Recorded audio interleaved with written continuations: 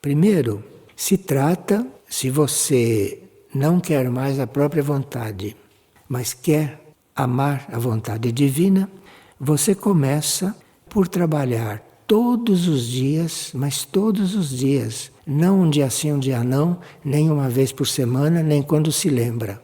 Você começa a trabalhar todos os dias a renúncia de si mesmo.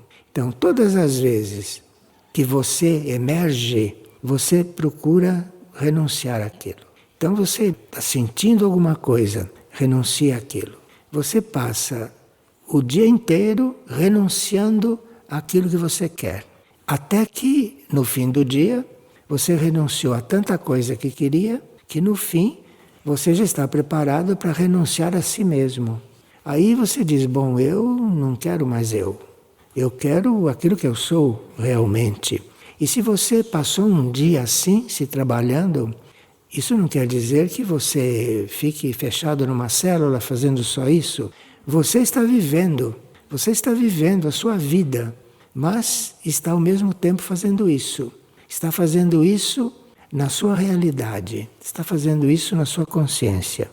Então você trabalha todos os dias para renunciar a si mesmo.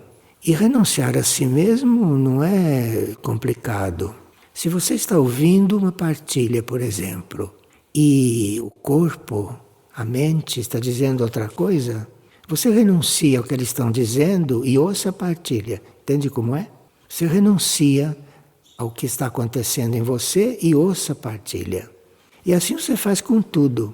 Você vai para uma tarefa musical, começa uma música espiritual. O seu corpo não quer ficar quieto, o seu corpo não ouve, o seu corpo dorme. Você renuncia a tudo isso e ouça a música.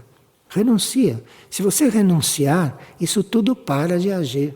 Mas precisa que você renuncie, porque isso faz parte de você, isso é próprio dos seus corpos. Você precisa renunciar a isso para entrar numa outra coisa, num outro ponto. Isso acontece também com as dores, com dores morais, dores espirituais. E às vezes até com dor física.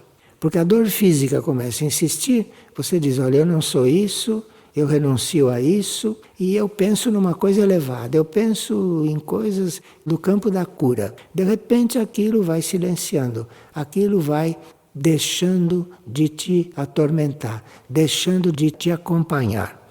Mas aí você tem que renunciar àquilo que você acha que é você.